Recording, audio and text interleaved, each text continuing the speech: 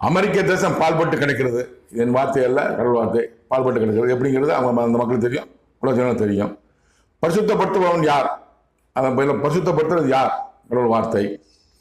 ஜனங்களுக்கு விரோதமாக அதிபதி டொனால்ட் ட்ரம்ப் அமெரிக்கா விரோதமாக தான் ஆட்சி செஞ்சிருக்காரு. செய்வாரு. இப்ப பாக்குறீங்களா, இதே மாதிரி அப்ப இருந்திருப்பாரு. விரோதமாக அதிபதி தான் தோணித்தனமாக தன் எண்ணத்தை நிறைவேற்றுகிறவன். அவர் என்ன நினைக்கிறார் அதான் இப்ப என்ன பார்த்தீங்களா, யார்ட்டும் கேட்க கிடையாது.